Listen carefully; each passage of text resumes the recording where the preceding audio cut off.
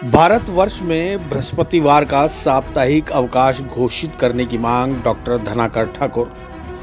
सनातन धर्म रक्षा संघ अजमेरू राजस्थान द्वारा आयोजित तपस्वी भवन वैशाली नगर में रविवार को संगोष्ठी में नेशनल मेडिकोज ऑर्गेनाइजेशन के संस्थापक डॉक्टर धनाकर ठाकुर ने प्रधानमंत्री नरेंद्र मोदी से मांग की कि पूरे भारतवर्ष में साप्ताहिक अवकाश रविवार के स्थान पर बृहस्पतिवार को किया जाए, क्योंकि भारतवर्ष 15 अगस्त 1947 को जिस दिन आज़ाद हुआ था उस दिन बृहस्पतिवार का दिवस था।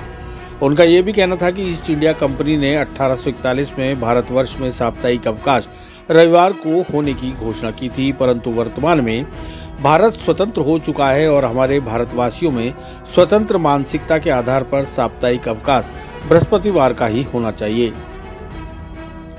डॉक्टर ठाकुर ने अपने 1 घंटे के संबोधन में सनातन धर्म और वैज्ञानिक दृष्टिकोण पर व्याख्यान करते हुए सनातन धर्म और विज्ञान के विभिन्न विषयों पर चर्चा की।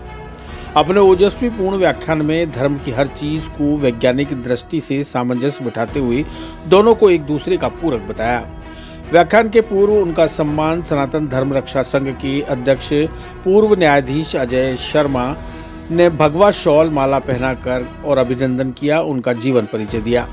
आज की संगोष्ठी में सनातन धर्म रक्षा संघ के संयोजक तरुण वर्मा, डॉक्टर लाल Thadani, doctor Shaitan Singh, doctor Kuldeep Sharma, doctor विकास सक्सेना, डॉक्टर रामनिवास शर्मा, इंजीनियर अशोक शर्मा, अरुणा भास्कर, श्रीमती तपस्वी, गायत्री शर्मा, मंजुला व्यास, राम सिंह उदावत, महावीर कुमावत सहित अनेक बुद्धिजीवी लोग उपस्थित थे। अंत में डॉक्टर ठाकुर का आभार व्यक्त करते हुए संगोष्ठी के समापन की घोषणा की गई।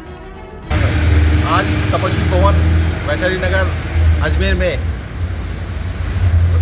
सनातन धर्म रक्षा संघ अजमेरू राजस्थान की ओर से डॉक्टर धनाकर ठाकुर का व्याख्यान की कार्रवाई संगोष्ठी संपन्न हुई, जिसमें सनातन धर्म और वैज्ञानिक दृष्टिकोण विषय पर डॉक्टर धनाकर जी ने अपना एक ओजस्वी पूर्ण वक्तव्य भाषण देते हुए नरेंद्र मोदी प्रधानमंत्री जी से मांग की कि जो पूरे भारतवर्ष में साप्ताहिक अवकाश रविवार को होता है वो बृहस्पतिवार को होना चाहिए।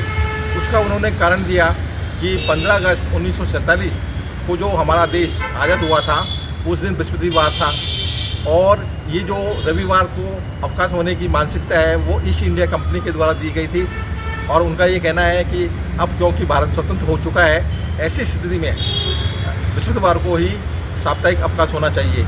इसके अलावा उन्होंने हर सनातन धर्म और वैज्ञानिक दृष्टिकोण का परस्पर सामंजस्य करते हुए हर दृष्टि से एक दूसरे का विषय बताया, और ये भी कहा कि जो हमारा धर्म है वो पूरे विश्व गुरु बना हुआ है और बना हुआ था और बना हुआ रहेगा।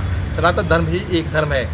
आज हमारी संगोष्ठी के अंदर डॉक्टर कुलदीप शर्मा, डॉक्टर विकास Sharma, doctor Shaitan Singh, doctor Ramniwas Sharma, engineer Ashok Sharma, Aruna Bhaskar, Shrimati Gayatri, doctor Ram Singh Udawat और हमारे कार्यक्रम के जो मुख्य रूप से जो थे वो संयोजक तरुण जी वर्मा रहे।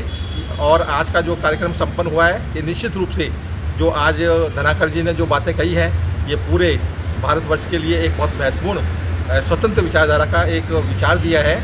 ये निश्चित रूप से संगोष्ठी एक भारतवर्ष में नया परिवर्तन लाएगी। रश्मि की बात हम गई थी, हिंदू यानी देखिए भोजन का तरीका आप देखिए, सबसे अच्छा भोजन हमारा साइंटिफिक भोजन है। गीता का 17वां अध्याय पढ़ लिए, सात्विक भोजन का आयु सुख आरोग्य विवर्धना।